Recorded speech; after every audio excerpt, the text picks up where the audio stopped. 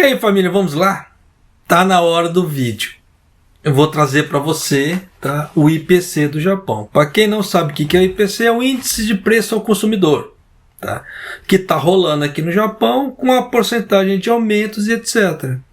Então, para você que acha que a coisa tá legal, que a situação vai melhorar e que, como é que se diz, a coisa está prosperando, que o Japão está prosperando, só dá uma olhada nesses números aqui, só para começar, tá? Mas vamos lá, isso aqui saiu, tá, na mídia também, tá? Até porque são valores até altos, repercutiu, tá? Então eu vou trazer para você aqui, só dá uma escutada. Se você manja japonês, já vai ter uma ideia. Se você não manja, continua com o tiozão aqui, tá? Não para não, ó. 家庭で消費するものやサービスの値動きを見る10月の消費者物価指数は、天候による変動が大きい生鮮食品を除いた指数が、去年の同じ月より 2.9% 上昇しました。E esse, como é que se fala assim, esse número era para estar muito maior. Era para estar muito maior. Você pode ter certeza. Mas vamos lá. O índice de preço ao consumidor de outubro, tá, que mede a evolução dos preços dos bens e serviços do consumidor, no caso assim, evolução ou diminuição, tá, aumentou 2,9%, tá, em face ao mesmo mês do ano passado, excluindo os alimentos frescos. Tá? Se colocasse os alimentos frescos, essa porcentagem de aumento seria muito maior. Tá? Que estão sujeitos a grandes oscilações devido às condições meteorológicas. Agora estão colocando a culpa no tempo. Tá? Mas vamos lá. Eles não falam mais de dólar, eles não falam mais de Ucrânia, não falam nada. Agora é questão por causa do tempo. Mas tá bom. A taxa de aumento expandiu-se pela primeira vez em 4 meses devido à diminuição nos subsídios para as medidas para reduzir o peso das contas de eletricidade e outros custos. De acordo com o Ministério da Administração Interna e Comunicações, o índice de preços ao consumidor de outubro, excluindo os alimentos frescos, subiu. Aí agora vem um gráfico, tá, de 103,4% de outubro do ano passado para 106,4%, né, com o gráfico de agora. Com um aumento de 2,9%. Aquela velha história, de 3 para 6 são 3, mas para ele é 2,9%. Vai entender a conta matemática do governo japonês. Você vê que está faltando um 0,1% ali, mas tá bom. A taxa de aumento aumentou em 0,1 ponto em relação ao mês anterior. Então você vê que do mês passado, de setembro para outubro, também houve um aumento. Então você vê que eles mostram duas equivalências, no caso do ano passado e do mês passado. E ambas houveram aumentos. Tá? Uma das principais razões para que isso não tenha subido mais do que já subiu é que a taxa de declínio nas faturas de eletricidade e nas faturas de gás urbano diminuiu devido à redução dos encargos do governo, que reduziram os subsídios pela metade. Então, porque o governo também japonês está subsidiando isso aqui. Só que teve um mês que o governo tinha cortado esse subsídio, que deu essa bombada, e foi no caso do mês de outubro, tá? Então já dá para você ter uma ideia. Se eles cortaram ali o subsídio, deu essa bombada, depois de maio, no caso final de abril, maio, quando o governo japonês falou que vai ser o final do subsídio, isso é, se eles não estenderem. Se eles não estenderem, já dá para você ter uma ideia que em maio o preço de tudo no Japão vai bombar, quase dobrar. Já deu para você entender, né? É aquela velha história, os sinais estão aí, enxerga quem quer, o pior cego é aquele que não quer enxergar, e tá aí, tá? Aí é aquela velha história, eu trago esse tipo de vídeo meio que consciencial, já para as pessoas terem noção do que vai acontecer alguns meses para frente, e isso aqui já está mostrando o que vai acontecer daqui a alguns meses para frente, na hora que o governo japonês tirar esses subsídios. Tá, mas vamos lá. Este é o segundo mês consecutivo que o aumento fica na faixa dos 2%. Por outro lado, o preço dos alimentos frescos, no caso assim, excluindo os alimentos frescos, aumentou 7,6% em face ao mesmo mês do ano passado, embora tenha desacelerado 1,2 ponto percentual em face ao mês anterior, mantendo seu nível nivelado. Então já dá para você ter uma ideia que se eles tivessem incluído alimentos frescos, essa taxa teria subido para quase 10%. É muita coisa. Então já dá para você ter uma ideia de como a coisa está. Quando eu falo para as pessoas, não brinque com dinheiro, não brinque com seus trabalhos agora, porque agora está um momento meio delicado. Da mesma forma que eu falo para as pessoas, se você não precisar de mandar dinheiro para o Brasil agora, não mande. Mande só o mínimo necessário, porque você vê que a taxa está muito alta, as pessoas estão perdendo dinheiro. Mas olha aí. Olha só, eles colocaram algumas, como é que se fala assim, algumas descrições que eu acho muito bacana, que eu vou trazer isso para você. Por isso que eu quis trazer essa informação do IPC do Japão. Tá? Especificamente os preços, no caso do leite, subiu 19,8%. O carê preparado, no caso o curry, né, preparado, aumentou 16,4%. O que isso quer dizer, carê preparado? Aqui no Japão, eu falo assim porque tem muitas pessoas que do Brasil assistem os vídeos, não fazem ideia do que existem, tá? Aqui no Japão. Aqui no Japão tem muita coisa bacana que muita gente desconhece, tá? No Brasil. Aqui no Japão já vende pacotes de carê preparados. Tá? Claro que tem um pedacinho ali, outro de batata, ou cenoura, alguma coisa, mas o negócio é o caldo. Tá? Então, é só para você colocar no banho-maria ali, esquentar, ou jogar em cima do arroz ali, alguma outra coisa, e esquentar junto. Mas já está preparado. E tem uns que é muito bons, por sinal, muito gostosos. Tá? O sorvete aumentou 12,1%.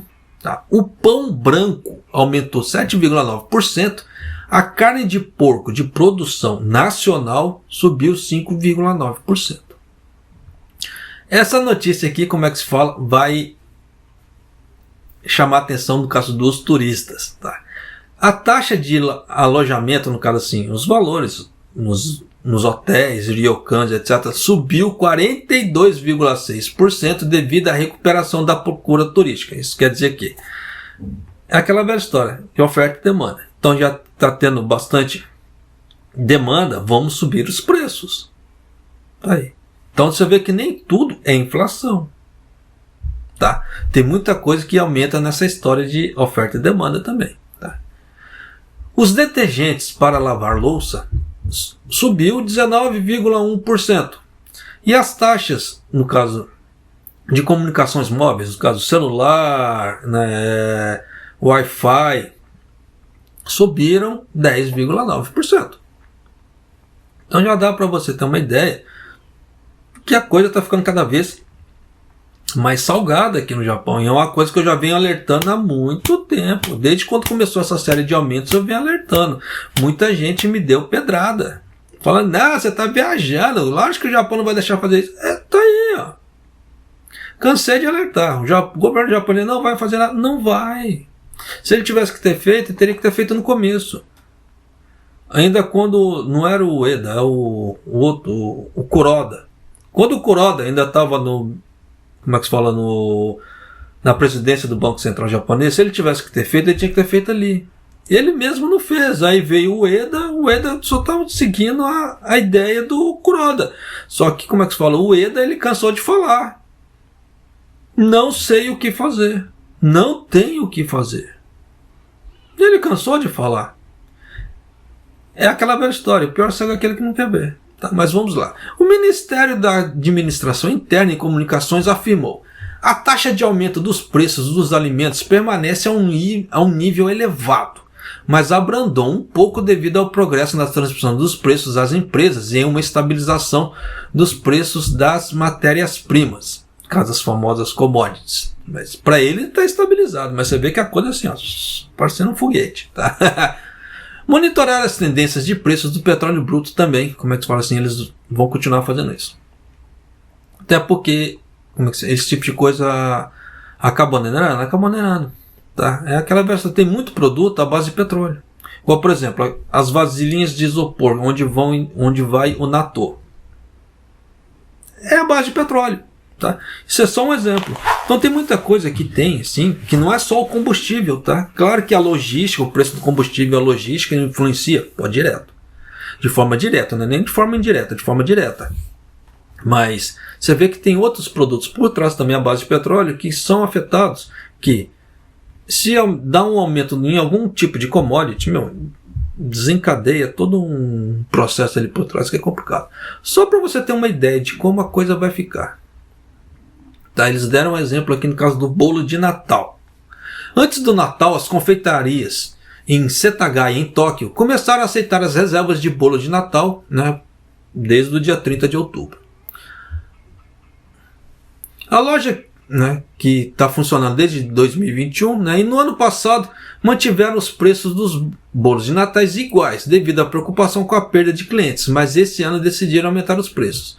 O preço de venda da loja aumentou 300 ienes. Tá. Para o tamanho 4, que tem um diâmetro de 12 centímetros, você vê que 12 centímetros não é grande. Segundo algumas lojas, o preço de compra da matéria-prima aumentou. Por isso, não tem outra opção a não ser repassar os custos.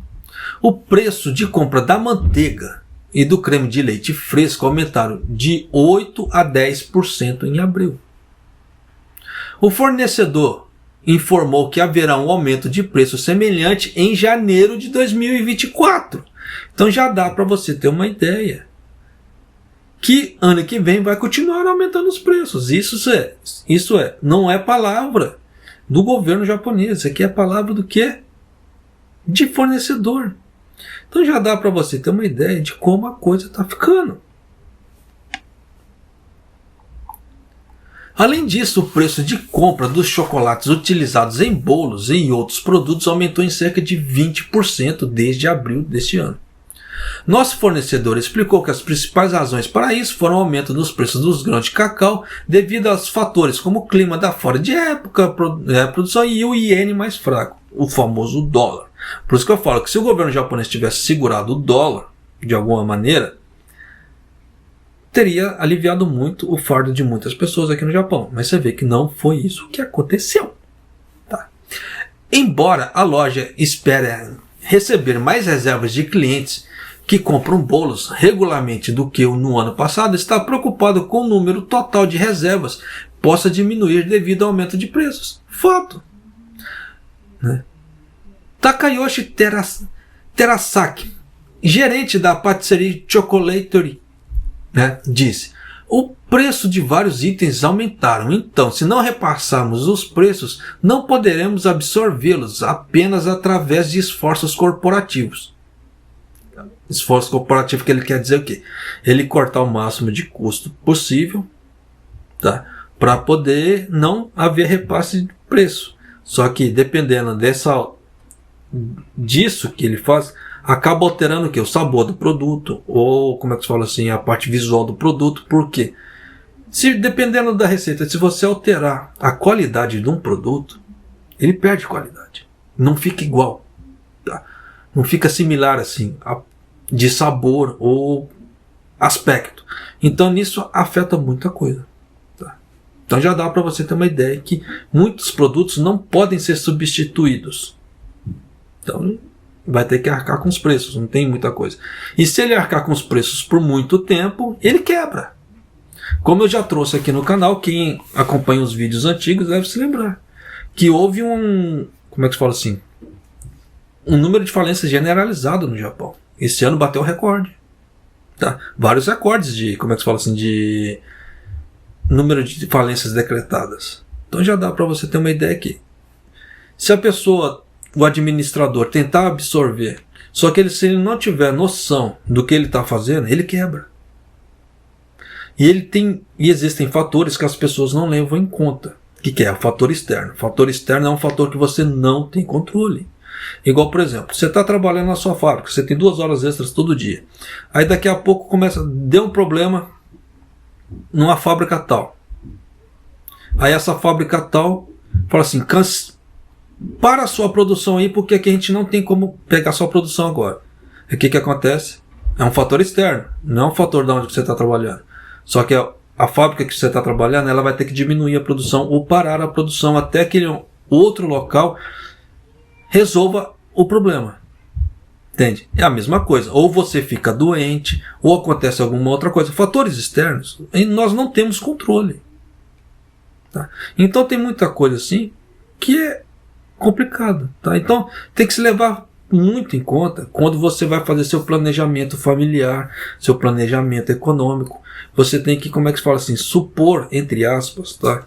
O pior cenário possível. Por quê? Se esse pior cenário possível não acontecer, você está tranquilo. Se acontecer o pior cenário possível e se você tiver com tudo regularizado naquele pior cenário possível, quando ele vier, você ainda está bonito. É isso que as pessoas não entendem, no caso, no ato de fazer um planejamento familiar, um planejamento econômico. Baseado em tanto tempo, aí vai de cada família. Não posso falar esse tipo de coisa, porque eu não sei como é que a sua família é, como é que você gere seus ganhos, seus gastos, tá? Lembrando que receita e lucro são coisas diferentes. O que isso quer dizer? Receita é o quanto você ganha. O lucro é quanto vai sobrar para você dali. Então, só toma cuidado nesses pontos, porque às vezes a pessoa está com a receita X, só que ela não está tendo lucro de nada. Igual, por exemplo, você recebeu seu salário, pagou suas contas. Tá? A receita que você é o salário que você recebeu. Você pagou suas contas, fez comprou tudo que você queria no caso dos seus gastos. Aquilo que sobrou, tirando supérfluos, claro, aquilo que sobrou é o seu lucro. O lucro do seu salário. Então, se você consegue chegar no final do mês com 10 mil ienes no bolso, você teve o lucro de 10 mil esse mês. Só para explicar mais ou menos a diferença, tá? De receita e lucro. Tem pessoas que não chegam no final do mês, a receita está zero. No caso assim, com a receita X o lucro é zero. E acontece muito com empresas. Aí se acontece alguma coisa, além disso, se você tiver lucro zero e acontecer um fator externo a mais, você não tem dinheiro para cobrir aquilo. Aí é a hora que a pessoa tem que correr atrás de empréstimos. Tanto que eu tinha que ter gravado, eu não gravei. Tá rolando um tipo de modalidade de empréstimos no Japão chamado factoring. E essa factoring ela está crescendo aqui no Japão, esse sistema de empréstimo. Tá? Só que a polícia ela já veio a público alertar. Tome cuidado, que tem pessoas que estão usando sistemas de factoring que não são legalizados. Sistemas não legalizados, que é agiotagem. E a agiotagem no Japão é crime. Da mesma forma que de vez em quando aparecem uns doidos aí oferecendo dinheiro, emprestando dinheiro no Facebook. Brasileiros emprestando dinheiro para brasileiros. Se não for um sistema operado, regularizado, é crime. Isso é crime e dá cadeia. Tá? E se acontecer alguma coisa com a pessoa que pegou o empréstimo ali, ela não tem como reclamar. Por quê? Pegou de crime organizado, é a mesma coisa. Né? Pedir favor para ir acusar. Você vai querer explicar isso para a polícia como? Você já está errado. Tá? Então, tome cuidado. Tá? Então, continua aqui. Os preços de vários itens aumentaram. Então, se não repassarmos os preços, não poderemos absorvê-los apenas através de esforços corporativos. Então, acho que alguns deles serão inevitáveis. Tá? Peço a compreensão do público. Então, já dá para você ter uma ideia. Então, eles colocaram uns outros exemplos aqui também. Tá? Mas já dá para você ter uma ideia que ano que vem vai continuar tendo aumentos. Tá? A coisa não está legal. Não está com perspectiva de melhorar. E na hora que o governo japonês tirar esse subsídio, a coisa vai degringolar. Então, se você não... Como é que se fala? Dê uma enxugada nos seus orçamentos de alguma maneira, na hora que a coisa degringolar, pode ser que você sofra. Aí, japonês, que grande dica você pode dar para mim? O que às vezes as pessoas conversam comigo, elas me pedem uma ideia, né? Falam assim, o que eu posso fazer para dar uma melhorada no meu orçamento? Ó, só para lembrar, a parte da matéria acabou ali, tá? Então não vai ter mais informação sobre a matéria. Quem quiser sair, tá belezinha. Eu sempre falo, voltando ao assunto, eu sempre falo para as pessoas assim, que trabalham no Japão. Faça seu orçamento de casa, seus gastos de casa, baseado no que você ganha no TEID. No TEID. Por quê? Se em algum momento do ano a sua fábrica ela fique só de TEID e você tem gastos usando o Zangyo, tu tá lascado. No dia que eles cortarem seu Zangyo, você não vai conseguir pagar suas contas. Mas se você fechar o seu orçamento no TEID, no horário de TEID que você ganha mensal, no mês que você ficar totalmente de TEID, você não vai passar dificuldade, porque o seu orçamento está equilibrado para aquele valor. E nos outros meses que você está com o orçamento equilibrado no TEID e você fizer Zangyo, tudo aquilo ali basicamente é a mais. Então tudo aquilo ali que é lucro. E o seu lucro é muito grande. Entende? Mas é aquela velha história. Tem gente que faz contas baseado já no Zangyo. E no dia que o Zangyo é cortado de alguma maneira, ou a pessoa fica doente, ela precisa faltar, aquilo já dá um arrombo nas contas. A ponto de não conseguir pagar a conta. Vai ter que ir correr atrás de empréstimo ou alguma outra coisa. Ou renegociar a dívida. Entende? Então, isso é o primeiro passo para quem quer juntar dinheiro no Japão. É o primordial. Faça suas contas baseadas no seu TEID.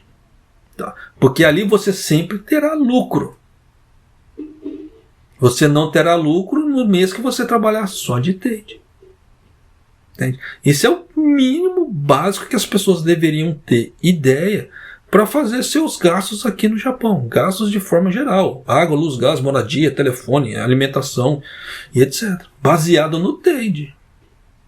Ah, japonês, eu não tenho condições. Bom, eu não tenho o que fazer. Porque se você não consegue fazer isso, você vai ter que aumentar o seu ganho.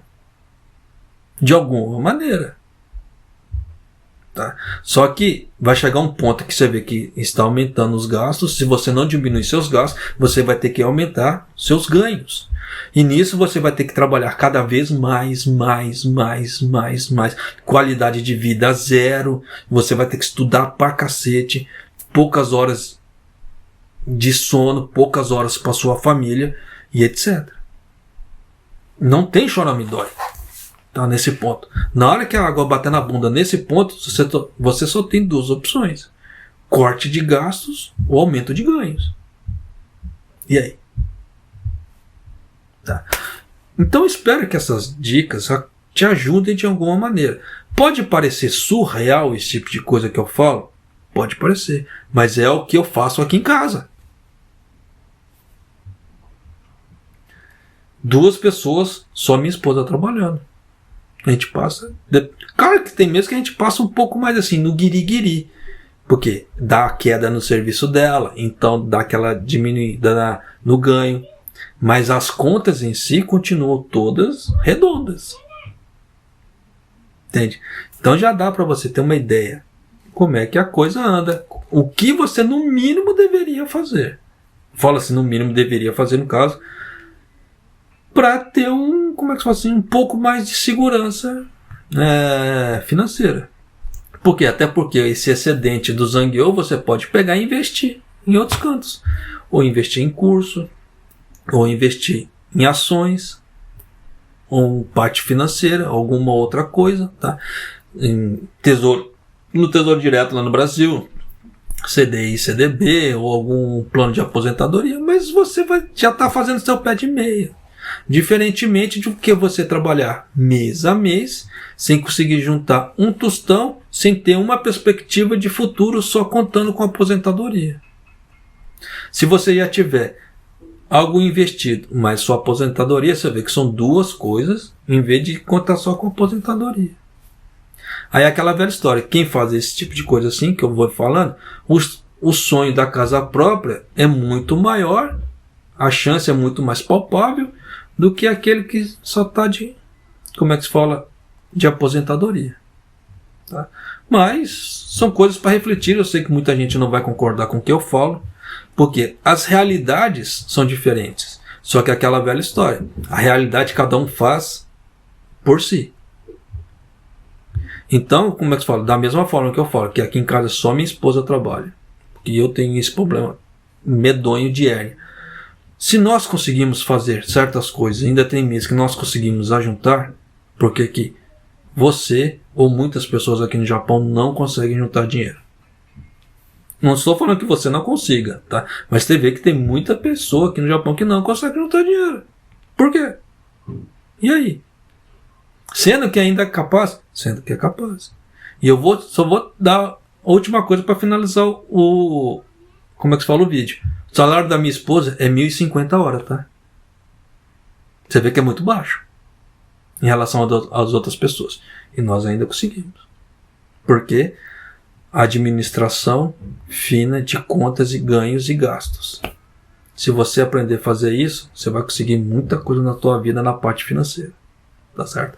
Mas é isso aí, família. Sei que o vídeo ficou longo, o Gomenasai, tá? Mas tem muitas explicações que as pessoas necessitam de escutar, que não abriram a cabeça ainda. Porque o Japão é um país muito consumista. Aqui é muito...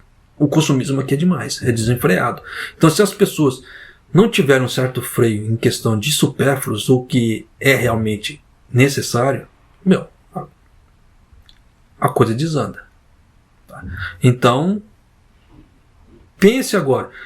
Sofra um pouco de, como é que se fala, de escassez aqui para mim ter abundância ali na frente. Eu, pelo menos, penso assim. Tá certo? Mas é isso aí, família. Maido.